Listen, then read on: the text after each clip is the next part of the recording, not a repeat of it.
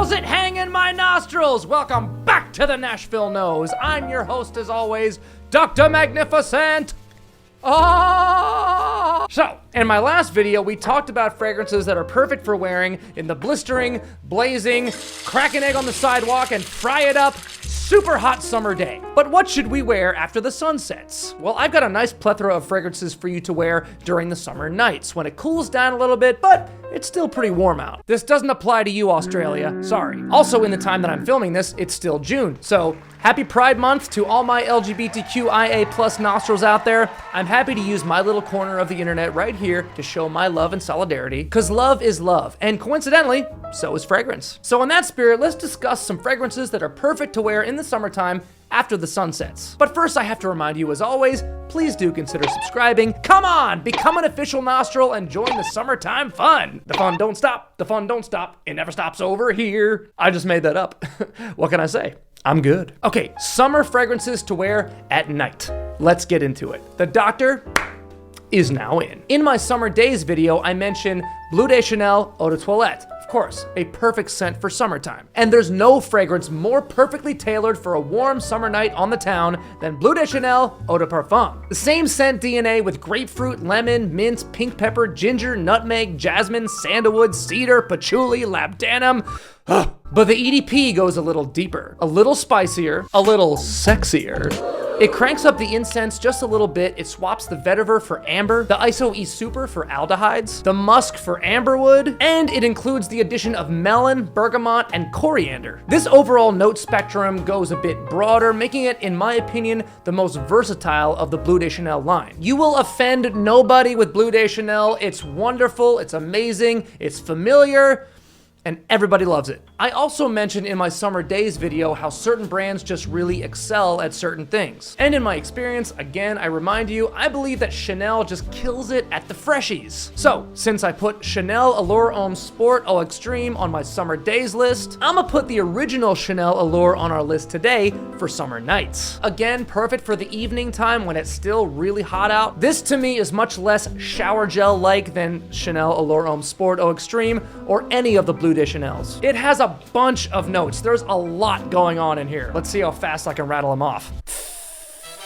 Lemon, peach, ginger, bergamot, mandarin orange, lavender, pepper, cedar, patchouli, vetiver, jasmine, rose, gardenia, freesia, anise, Brazilian rosewood, vanilla, tonka bean, coconut, sandalwood, amber, benzoin, musk, leather, and oak moss.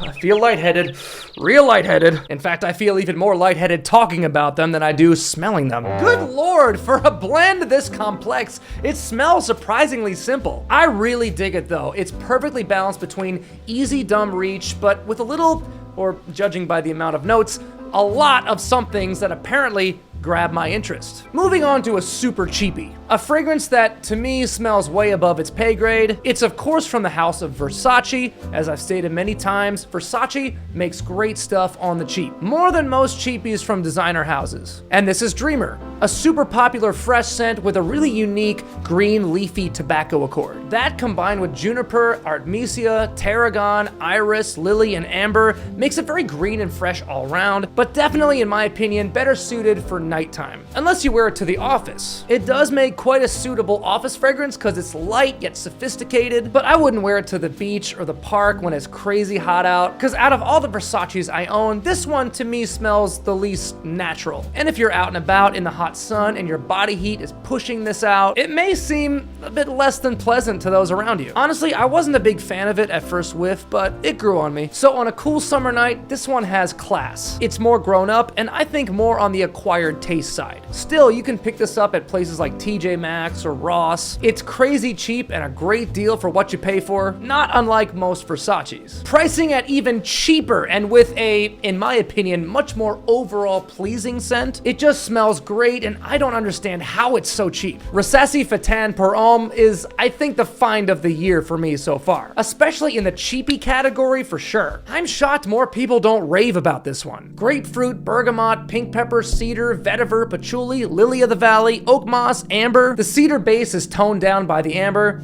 while the citrus open is nicely balanced with the pink pepper, making it fresh and kind of soapy. Performance is surprisingly good too at this price. I mean, I was picking up the sillage on me the whole day. So I guess all things considered, I can give this one my 100% blind buy safe stamp of approval.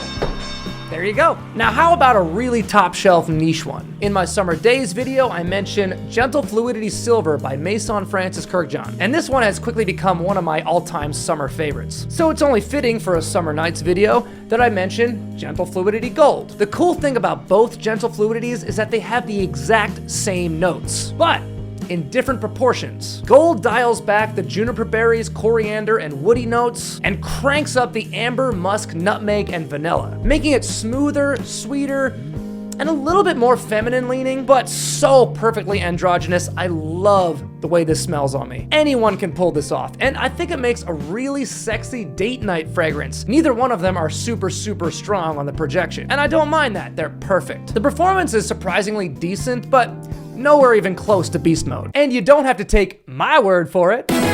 My girlfriend and fellow colleague, Dr. Criticent, also gave this one 2 thumbs up, and she hates everything I wear. No, that's not true, I'm just playing. She's actually very supportive about my insane passion, but she is hypercritical about fragrances because she can be sensitive to certain ingredients, especially synthetic ones. And Gentle Fluidity Gold as well as Silver both smell very natural. So if she loves this one, trust me, everyone will. Oh yeah. If you want to hear her amazing take on this scent, check out our Valentine's date night video we made together right up here. That one was so much fun to make, and I plan on doing much more with her in the future, so if that's something you'd like to see, you best be subscribed. I think my best Tom Ford summer scent I currently own may be Oud Minérale. I know it sounds like an odd choice to go with a fragrance with the word oud in the name for a summer scent, because oud is usually a deep, dark, animalic, and sometimes barnyard, stanky note, but I honestly find it odd that it's in the name for this one. I suppose you can detect it slightly. If there is oud in there, it's very light, and it may just be used to aid in his performance. Sea notes, sea salt, seaweed, and ambergris, as well as pink pepper, styrax, balsam fir, and pepperwood. Very oceanic, more on the salty, mineral-y side. It makes you feel like you're at some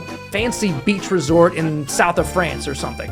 Now, unlike some others on this list, I don't recommend this for when it's scorching out. Bleu de Chanel, Chanel Allure, Guerlain Ideal Cool, all great for wearing in 90-degree weather. Oud Minérale, I feel, is suited for more of a dressed-up summer occasion. Air-conditioned indoors during the day, a cooler outdoor summer night, like as if you're at a fancy beach resort in the south of France. Repeat after me.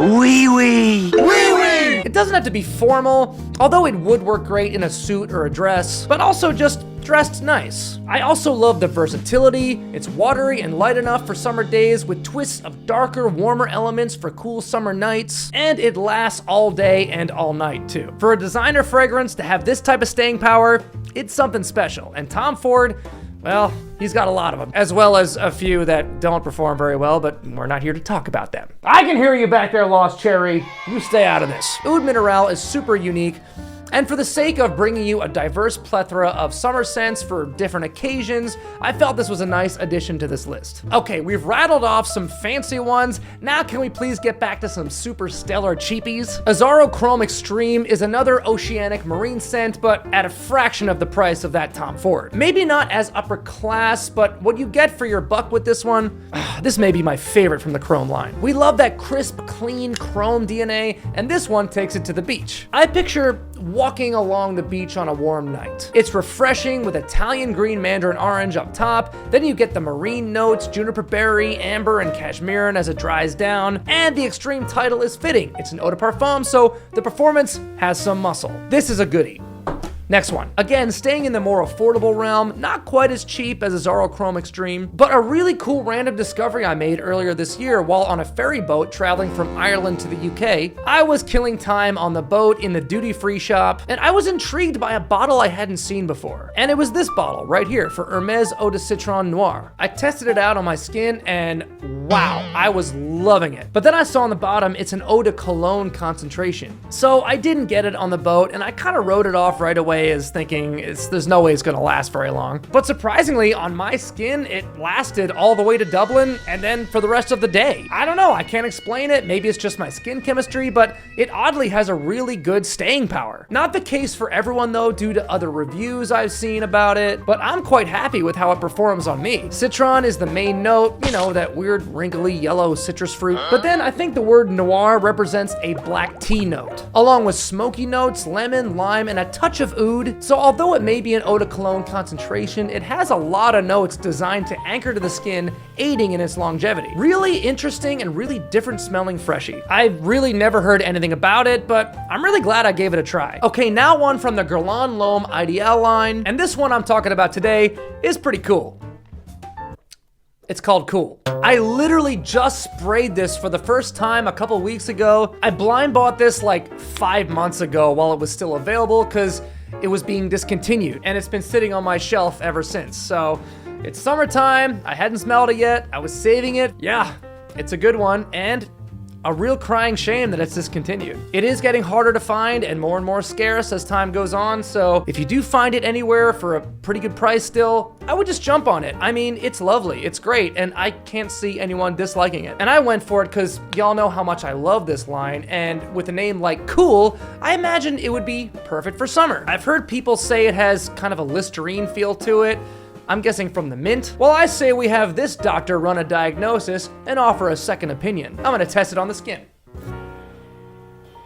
I get a little bit of mint, but it smells very gentlemanly. Almost dabbling into fougere territory with something reminiscent of like a green, leafy, fresh tobacco. Although tobacco isn't a listed note, to my nose, for some reason, I'm detecting something like that, as if this could be a way higher quality version of Versace Dreamer, but it may just be the earthy vetiver with patchouli and anise.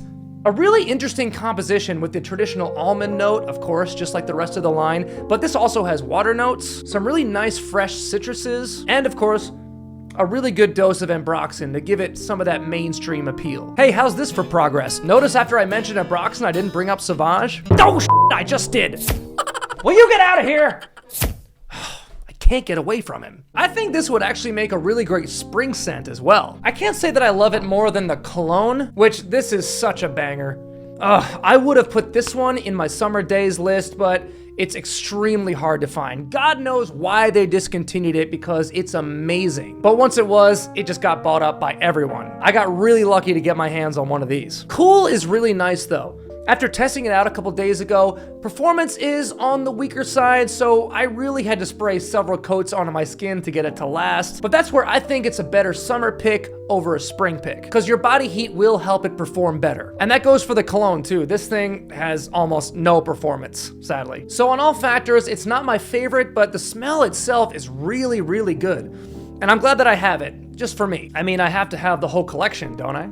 Overall, I think it's pretty cool. Jo Malone is another brand that really intrigued me in the beginning, but then my interests kind of started tapering off as I dug deeper into the real niche indie houses. But I have so much respect for Jo Malone herself, as an insanely talented perfumer and brilliant businesswoman who built her incredible brand basically out of her London apartment. I think the reason I never really got into a lot more of them is because several of them perform pretty weak on me, minus the 2 that I own, but all her scents are really good and really natural smelling. And the 2 in my collection have my entire year covered. Myrrh and Tonka for the cooler months, and for our summer nights video, Cypress and Grapevine. Fresh, green, woody, a very just overall feel-good scent with only 3 notes. Cypress and Grapevine, of course, and some woods. Hey, I'm glad the names are accurate. Not something that I would wear in the blazing sun, but just a very nice summer scent for dinner or perhaps an upscale bar. Hell, this would also make a decent office scent. Okay, you know what? I'm gonna make a perfect office-friendly fragrance video in the future, so you best subscribe if you want to see that. I've seen some reviews where people compare this to Prada Luna Rosa Carbon, to which by association gets compared to Sauvage. But to me, Cypress and Grapevine is much less synthetic smelling. So if you're looking for a really good Jo Malone scent with really good performance, I would suggest starting with these two. And they're not hard to find. A lot of Sephoras have huge Jo Malone displays set up in their stores. So the next time you're at the mall, give both of these a try, as well as some other ones, and let me know what your favorites are in the comments. I'd love to hear what you think. And last on this list today is a Parfums de Marly, and I'm going with Layton. I love wearing this in the heat, but to some, it may have too much spice to wear when it's super hot out. And that's why I put it on this list. I think it's really good for the nighttime when it cools off a bit. Layton is amazing. It's a beast of a performer, much like the majority of Parfums de Marly's. It's really fun and playful, but classy. It smells like a niche quality take on a nice, easy designer with familiar notes like apple, bergamot, mandarin orange, lavender, pepper, sandalwood, but then vanilla, cardamom, patchouli, and just the slightest bit of oud really take it left field. Still super pleasant, people love it, compliment monster, but still very unique in my opinion. You all know I love Parfums de Marly. I seem to always have one for every theme, don't I? If you were only to own one though, I feel like Layton is probably the most versatile and, unsurprisingly, one of their most popular releases. You can't go wrong with this one. But, like always, I do suggest looking on discounters because, again, I warn you, PDM is on the higher price range, although justifiably, you do pay for the quality and stellar performance. And this house has no shortage of both. There you go, my sun-bum nostrils, a plethora of different scents for different occasions when the sun goes down in the summertime. Now, I'd love to hear from you, dear nostrils. Tell me in the comments below what scents you're gonna be rocking this year to get your summer night life turned up, cause you know this ain't just a fragrance channel. It's a community. And while you're at it, be a lamb and give us the full gamut. Subscribe, like, and ding the bell to support this channel and so the algorithm gods bless us all with some unforgettable summer night. Tell me boy, wello, wello, wello. Thanks for watching. Hope you're all having a stellar summer so far and hope you all stay wonderfully smelly for the whole season. Hey, see you on the next one. The doctor is out.